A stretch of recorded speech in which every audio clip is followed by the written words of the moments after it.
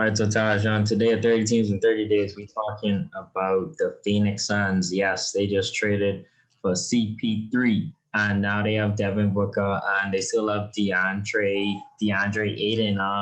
But the Suns, they look like they trying to, I feel like they can make the playoffs. They had a good bubble run. They went 8-0. What can the Suns be this season? Oh, the Suns can definitely make the playoffs. Well, they will make the playoffs, of course. You got Chris Paul to that team, to team that I thought could have sniffed the playoff last year, and that's definitely a playoff team this year, especially with teams like the Warriors going down. You don't know what they're going to be, but I think they have the potential to probably be a top 6 seed. Honestly, I think Devin Booker, what Phoenix always needed from since Steve Nash left. Phoenix always needed a point guard. They always, every other position, they had the centers, you know what I'm saying? They had the forwards, they had the Morris brothers, they had the Devin Bookers. They just always was missing that point guard. They was plugging guys in, Cameron Payne, you got Ricky Rubio coming in. All these funny guys, they coming in at this point guard position. They could never solidify that spot. And they finally did it now with Chris Paul. And I think that's gonna be a huge different addition for him. Yes, they got rid of Kelly Oubre. I think that's going to hurt them because Kelly Oubre, what was he, like 19 points last season? But he didn't play too much defense. I think Chris Paul is going to come. He's going to bring a defensive presence to that team. I think he'll bring magics. I think he will work magic with DeAndre Ayton. I mean magic. I think DeAndre Ayton have the potential to average 24 and 10 next season. I think Chris Paul is that kind of guy. When he teams up with bigs, he gets them going. Chris Paul is that kind of guy. So I think he'd be a great addition to this team. I'm looking at this roster. They picked up Jay Crowder. I thought that was a huge pickup. I honestly thought that was the best sneaky pickup of this offseason. Jay Crowder. I mean, this is a legit 3-and-D guy. We saw what he did with Miami. Obviously, he was shooting up to 50% up until the NBA Finals last season. He was shooting 50% from three the entire playoffs up until the NBA Finals. This guy, I tell you, he can shoot threes. He can play some defense. He's going to bring some bodies out there in the West. He's going to guide the LeBrons, the Kawhis. Obviously, he's not going to stop them, but he still is going to add that defensive presence, add some muscle to that team. So I think a potential line. We got CP3, then you got Chris Paul. You still got Mikal Bridges. I love Mikal Bridges. He was a little slow his rookie season. I think last season he kind of picked up a little bit. I think he's going to take another jump this year. And then they probably have Jay Crowder and DeAndre Ayton. That's a great team. That's a great defensive team as well. Once they can get DeAndre Ayton to play some defense, get him a little bit more tougher, I think this is going to be a scary team in the West.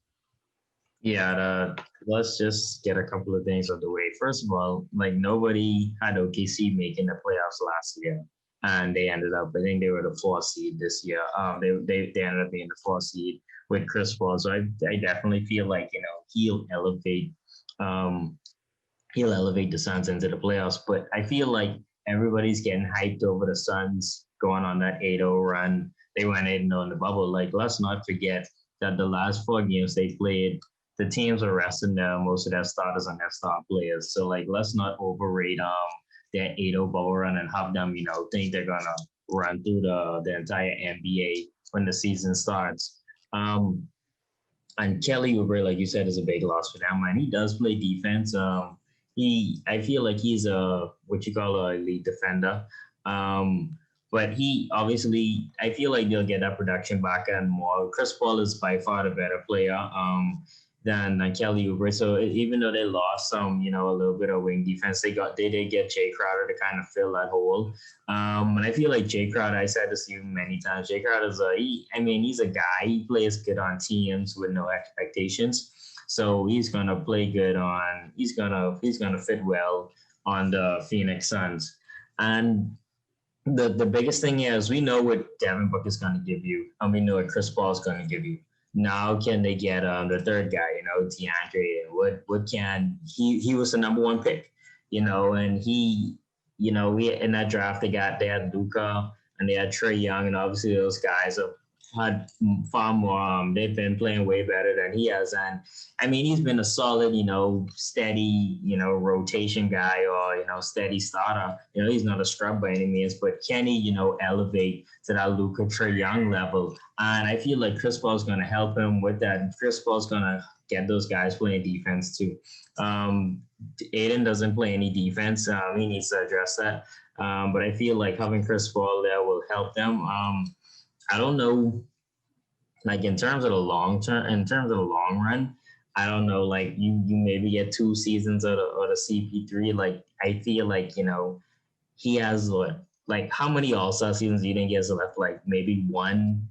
Like this might be his last like All-Star level season. So I feel like, in terms of the long run, I don't really love it, but it'll be good to just get a winning mentality into that franchise because they haven't made the playoffs in over 10 years. So I feel like this will be a good move. And I feel like 7 seed, 7 seed is where they'll end up around there.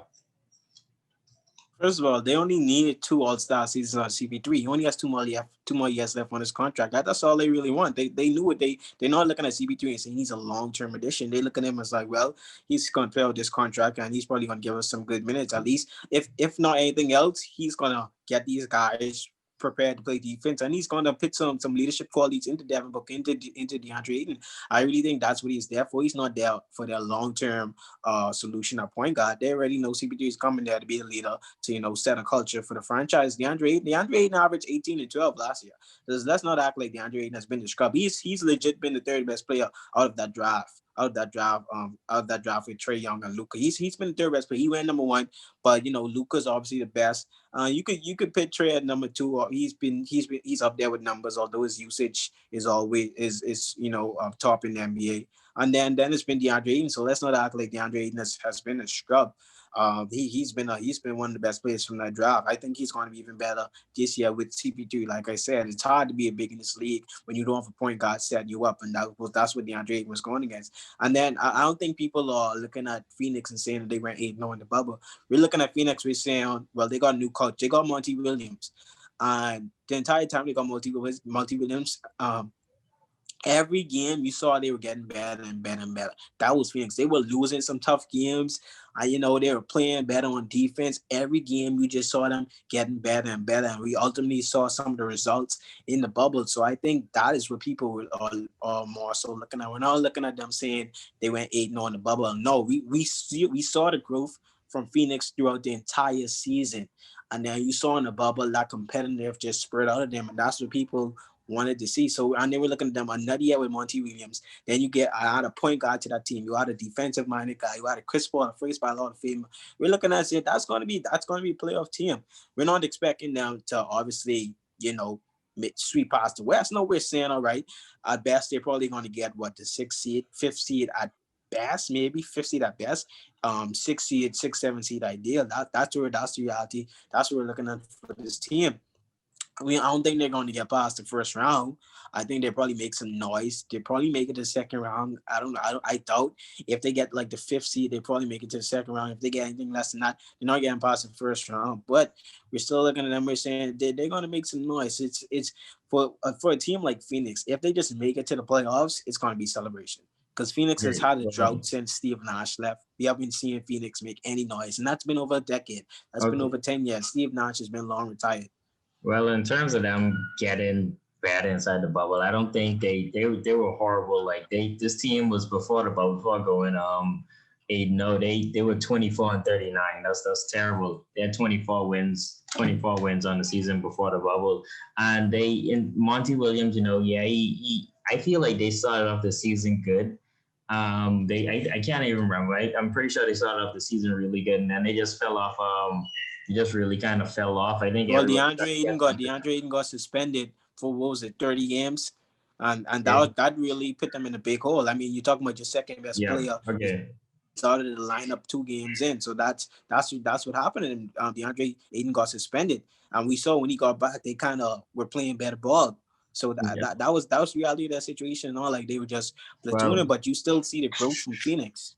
Yeah, and in terms of you saying they didn't have a point guard, they did have Ricky Rubio last season. I think he got injured early in the season, but they still did have a point guard. Ricky Rubio, he's not Chris Paul, but he's still a solid veteran point guard in this league, Well, starting okay, level point let's guard. be honest. Where do you rank Ricky Rubio in terms of being a point guard in the NBA? Okay, well, Yes, I he can just make some said, flashy plays, but is he what is Ricky Rubio? He's yeah, been with the I mean, I Timberwolves. They weren't just making the said, playoffs. okay. Yeah, he had Kevin Love. They weren't making the playoffs. Okay, I Utah, just they said weren't. They I weren't. It just was said suck. He he was sucking isn't in Chris Utah. Paul, obviously, but he is a starter in this league. We both could agree on that. Yeah, And they're gonna have a starter, but it's how good is your starter? Like that's the point guard. That's the most important position in the NBA. It's the point guard. Yes, you're gonna have a starter. A lot of guys start at point guard, but if you're not good, especially when your second best player is a big man, you need an elite point guard to get him going. Ricky Rubio is just not there, especially at this point in his career. well, I mean, I don't think they'll have like a really good point guard who will put up a bunch of numbers with Devin Booker in the backcourt. So I feel like that's sort of Richard. Ricky Rubio really fit them like in terms of having a traditional point guard. You don't really ask so much from a traditional point guard. Chris Paul's an aberration because he's really good. Being a floor general and on the offensive end. But this team, I mean, I feel like they'll definitely make the playoffs. They'll make a little bit of noise. Hopefully, they don't have any setbacks like they had last season. And Monty Williams has been really good for this team. But I feel like their biggest thing is going to be defense and what just depending what they be on the defensive end, it'll really like deter how far they could go. Because in the playoffs, like yeah, you could be flashy, but at the end of the day, in the fourth quarter, you got to lock down on deep. They're going to play some defense. Monty Williams, he's going to get them to play some defense, especially he knows he has a young team. And then you got Chris Paul. Chris Paul's not going to tolerate that. You think he's going to just sit around and let those guys slack around on defense? No, he's going to bring a really defensive mindset to this team. If anything else, that is what he's going to bring. He's going to make sure y'all going to play defense first. That's Chris Paul. We're going to play defense first, then we're going to play offense second. That's what he's going to bring to this team. So I think they'll be okay on defense. Like I say, Jay Crowder, they love Jay Crowder and Mikal Bridges, guard in the wings. Those guys, they're not, I wouldn't say elite defenders, but they're pretty good defenders.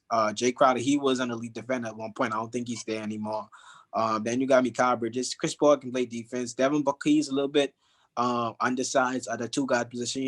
He just needs a little bit more strength than DeAndre. He has all the capabilities to be a great defender. He just needs some more knowledge at that position. It's people think it's easy being a great defender, especially as a big man in the NBA. It's not easy, especially when you got guys that's so skilled, like all the point guards and wings that's so skilled. You need some time to learn how to become a great defender at that big spot in the NBA. So I think we got to give DeAndre some time, but I think he's going to get there. But Phoenix is going to be good next year.